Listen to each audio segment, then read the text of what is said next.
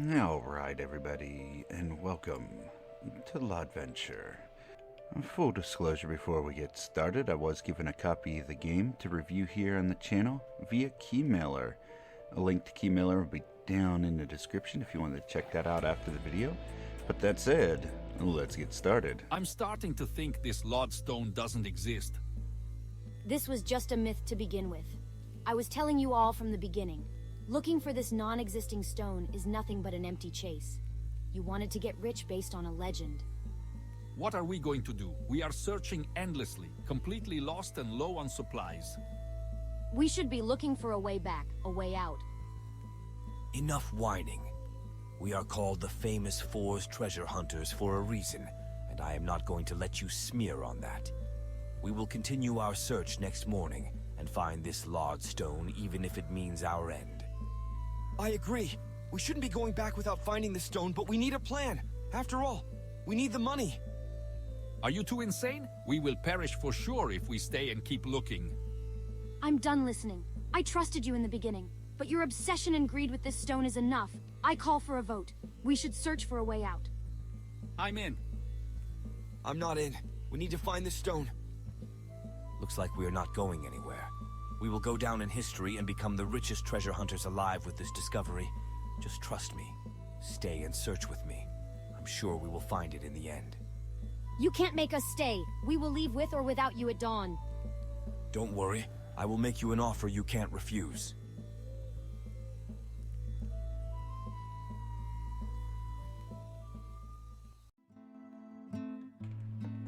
So, what is Lodventure?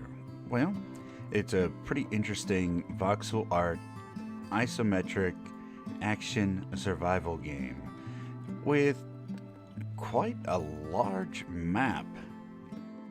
After a brief opening cinematic, you are given the opportunity to create your character, and you find yourself, like most survival games, with not very much equipment.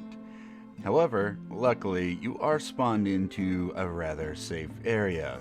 The boars are pretty friendly, and the environment looks pretty nice. There are a ton of different maps that you're going to be going through.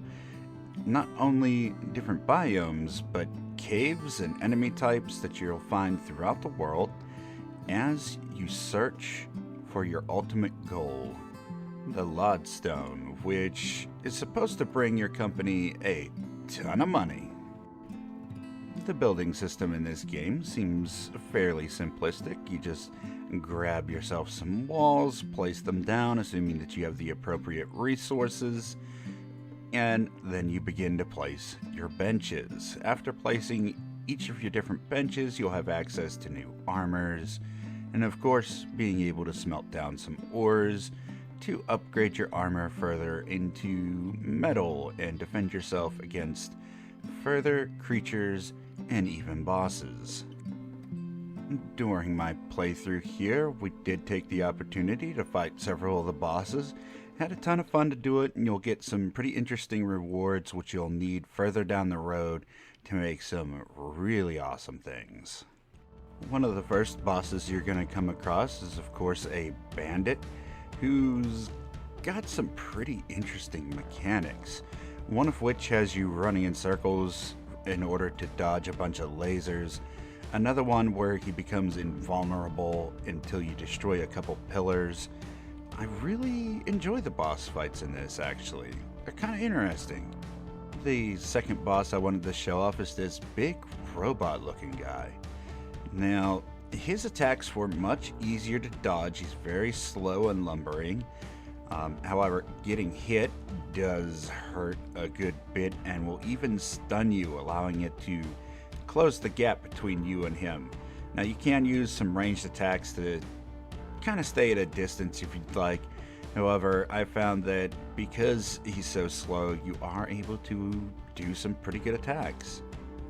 The combat system is fairly simplistic. You can, of course, roll to dodge away from things, and you do start out with a shield, which is pretty cool. There is, of course, an RPG mechanic in the game. You can go up to mysterious stones, you're going to find out, in the world and actually receive weapon skill points. But as you perform actions within the game, you will of course get experience points to further increase your skills on your character. Whether you would like to up your movement speed, your armor, your regeneration, things like that. Ability to pick up resources seems really valuable, things like that. However, with that brief description of the game out the way, let's go into the pros and cons of the game. Our first pro will start off in the visual category. So I do like me a good voxel art game. I don't have any problem with the art style. And there's a nice variety of enemies. You're going to be fighting stones, to skeletons, to big unique looking bosses. And the animations are okay. I don't have any problem with those. On the con side of the visuals, however, some of the later biomes do have a little bit of lag. I did play the game on high, so your experience might change depending on the strength of your PC. However, it is worth note.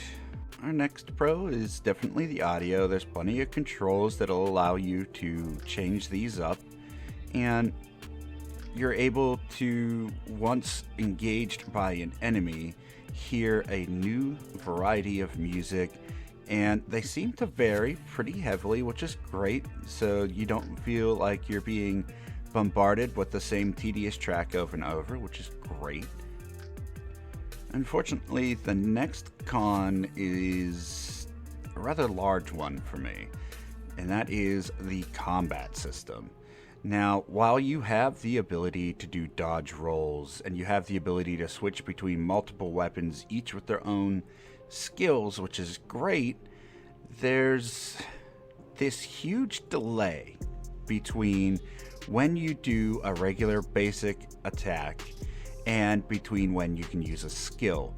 There is no animation canceling, keeping you locked into place when attempting to dodge roll out of things, and keeping you locked in place when switching to specific weapons, on top of also being locked into place and not being able to fire off a skill when you would like to.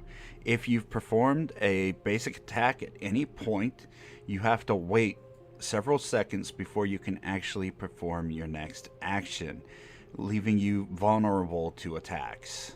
Our next pro is definitely the amount of content. So I spent many hours just wandering around the world, picking up new skill points, exploring the various dungeons, going out and mining, building myself a base.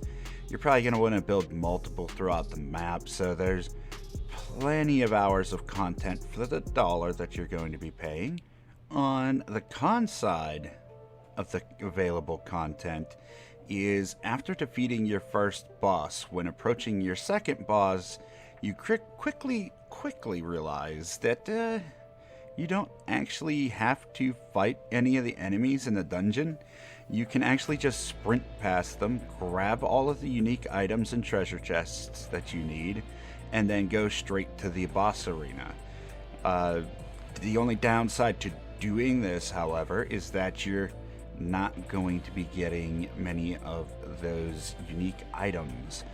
Skeletons will drop paper and alchemy items that you'll need for crafting, so while you can run past them, you might want to avoid doing so, or at the very least come back to these areas and do a bit of farming later on in order to build the things that you need. At any rate, we have come to the rating. So for me, while the game does have some pretty nice reviews, and I did get many hours of gameplay out of this and had a bit of fun, the combat system actually really works against the game here. Not fond of being animation locked in the slightest when playing games. So unfortunately, I think the game's going to get around a 6, which is still above average for me. And I would definitely play all the way through the game, though probably wouldn't come back to it after that, only because of that combat system. Now, would I recommend the game? If you're looking for something to play in between waiting for other survival games coming out, yeah, sure. The game is, after all, only about 15 bucks on Steam. I'm sure there's sales off and on for that if you wanted to wait until it was a bit cheaper. I would definitely say you're going to get plenty of hours for what you're going to be paying, but overall, yeah, I had a good time. Hopefully you enjoyed the review and you'll stop out again for some more. But that is going to do it for us here today. So, thank you everybody for stopping out. I greatly appreciate you. Hopefully, I will see you again soon. But until then, take care of yourself, take care of your loved ones, stay healthy out there, and I'll see you on the next one. Bye, everybody.